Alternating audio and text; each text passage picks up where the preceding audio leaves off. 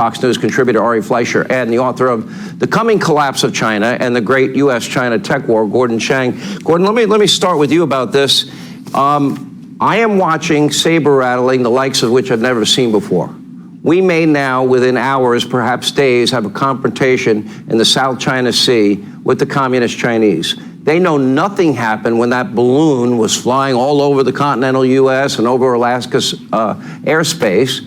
They know that we did nothing when Russia took down a drone. Clearly, they have made a determination that this president's not going to act. That is my take. What is yours?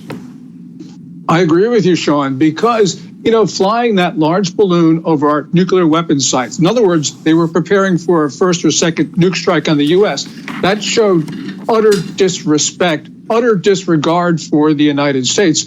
And they saw the reactions of the Pentagon to this and the reactions of the commander-in-chief, and there was complete disarray.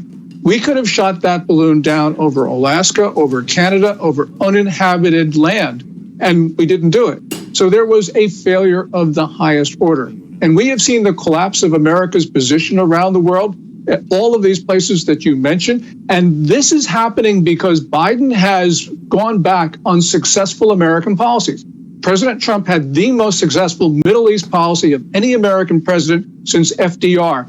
And Biden has had the worst. Trump should have gotten a Nobel Peace Prize for the Abraham Accords. But, of course, the Europeans wouldn't do that. Well, I should have gotten the Pulitzer over the New York Times, but that's a different story.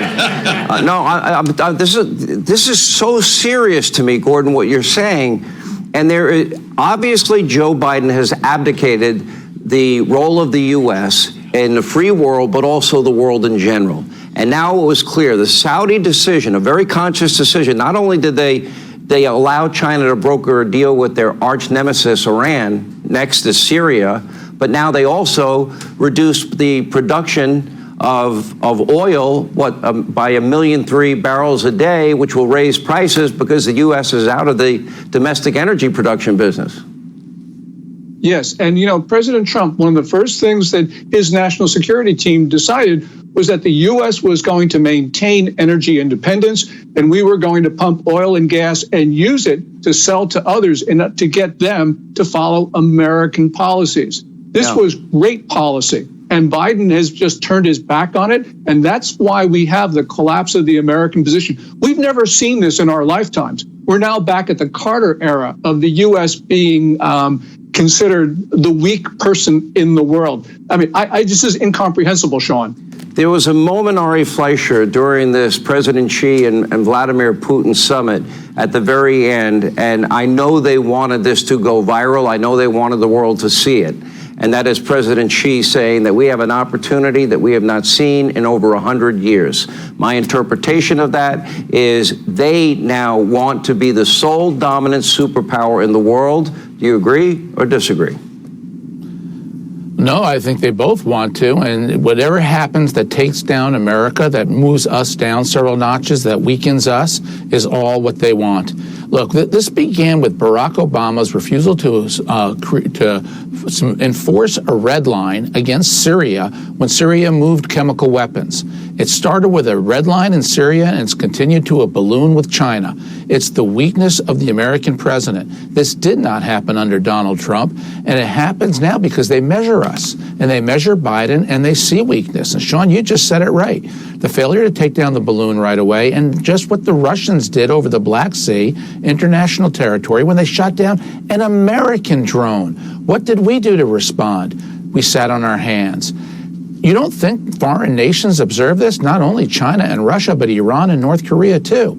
And what also then happens is nations like Saudi Arabia, the United Arab Emirates, our allies in the Middle East, Egypt, they start to hedge their bets. They don't think they can rely or count on America the way they did when we took out General Soleimani of Iran. So they start to cozy up to China and the others. Look, when Donald Trump was in office, the Arab nations made peace with Israel. Now they're playing footsie with China. It's because of Joe Biden.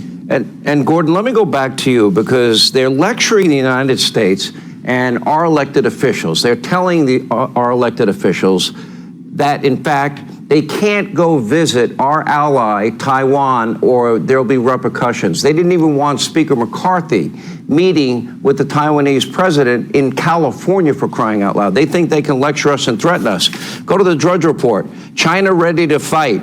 It goes on. Rare carrier confrontation showdown with U.S. Navy.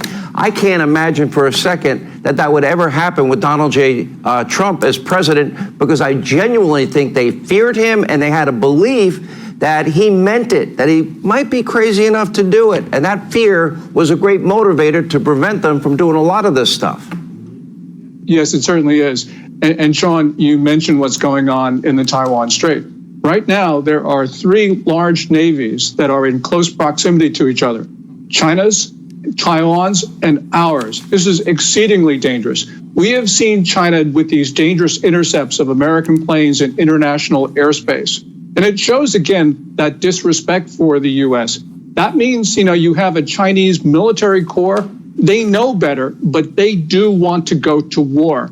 And we have a political system in China that is actually encouraging Xi Jinping to do the same thing.